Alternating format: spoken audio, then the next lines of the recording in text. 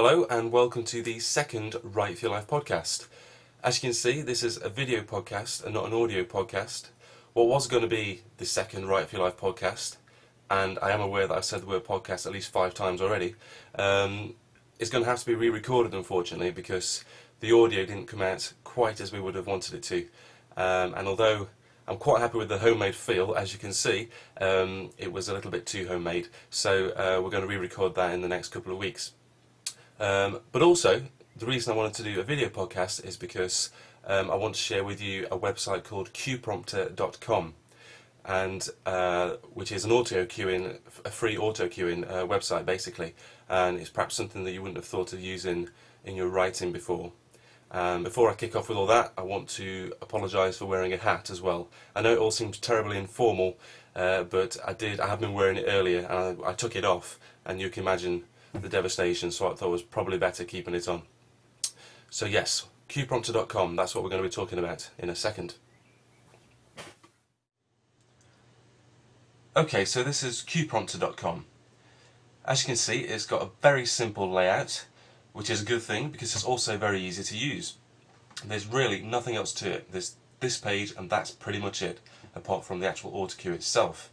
So what I'm going to do first is just very quickly take you through what few options it does have and show you how it works, and then after that I'll talk to you a little bit about how I think you might be able to use this tool as a writer. So the first thing I'm going to do is zoom in a little just so that you can see it a bit better. And there's quite a bit of copy around the outside, a bit of text, but it's really not that important. System requirements here. Basically, if you've got a computer and a browser, then you can use this. It's really that simple. What we're interested in really is this white panel in the middle, because this is where we're going to put our text. This is the text that you want to use to generate your autocue. So I've got some copied already. I'm going to paste that in. Like so. And then if I scroll down the page, I've just got a few options here, which are screen size, small or large. Actually, it's small or big, which is nice and plain English. Same with font size. I can choose to have a small or big font size. I guess both of those things depend on how far away from your autocue you're going to be stood or sat when you're reading, that kind of thing.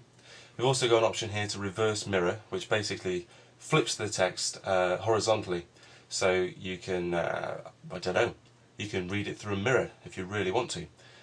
You never know. At the bottom here we can set the colours, so the options are white text on a black background or black text on a white background.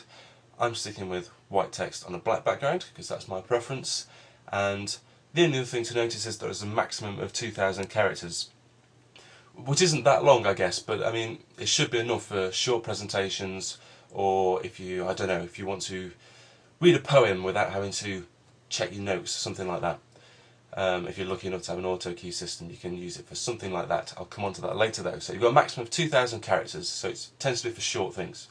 So once I've got everything put in, all I need to do is click Start Prompter, which I'll do after I've just zoomed back out slightly. Here we go, Start Prompter. So as you can see, in a new tab in my browser, where you can set it to be a new window I guess, or the same window, it's created an autocue.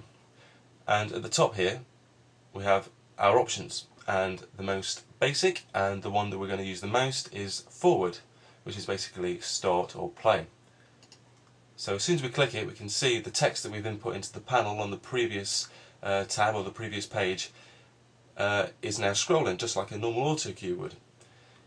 We can also click stop just to pause, or we can go backwards in reverse.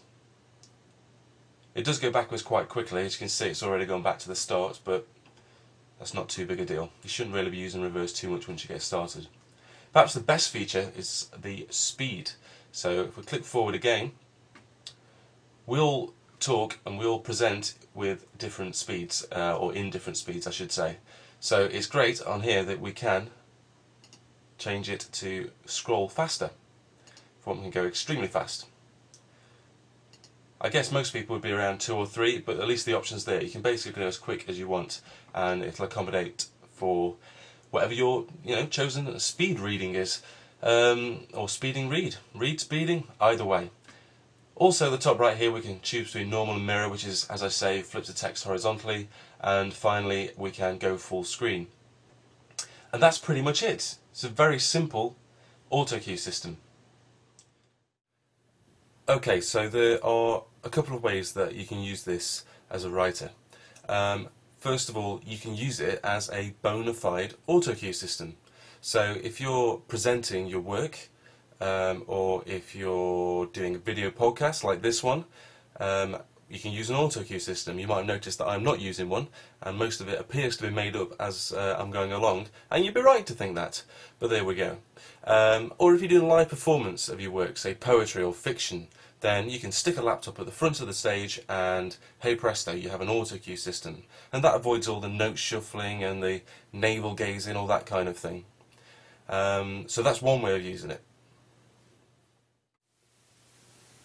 The second way that you can use Cueprompter.com with your writing is to do with pacing. It can be extremely difficult to perform your work, no matter what it is, no matter what genre or type of writing you're involved with. It can be difficult to stop yourself going too fast. It's something that new writers, as in people new to perform in their writing, and if you're nervous, if you get nervous quite a lot, then you very often end up sort of talking and talking and talking, and you get to the end of your script, and before you know it, it's all over and you've basically lost your audience because they've struggled to keep up with you. So having this tool, not only can you use it when you're actually there, you can perhaps use it to rehearse so that you can improve your pacing and use the speed settings. But also, reading out loud is just a good thing to do anyway, because it allows you to see grammar and punctuation problems that you wouldn't perhaps normally see if you were just sort of reading in your head. So that's another good way of using it. Okay, my third and final way of using Cueprompter.com is to do with rhythm. Similar to pacing, but slightly different. If you have the text coming down the page at a certain speed, that forces you into analysing every sentence and trying to understand the rhythm of every sentence and every word almost. If you were reading from a piece of paper, sort of just looking down, reading as you normally would, then you can see the problems coming. So if you know that there's a slight punctuation error or a problem with the grammar, you can correct it by putting the pause in yourself or by having a sudden burst of speed. But that's kind of papering over the cracks, really. I think the autocue system can help you edit your work by forcing you to find a natural pace, which, as I say, in turn sort of lets you analyse the rhythm of every sentence. And that's my final. You can say there's a cat, isn't there? Anyway, that's my final piece of advice on how you can use Cueprompter.com. Okay, so that's it for this second Write for Your Life podcast. Thank you very much for listening, or for watching in this case.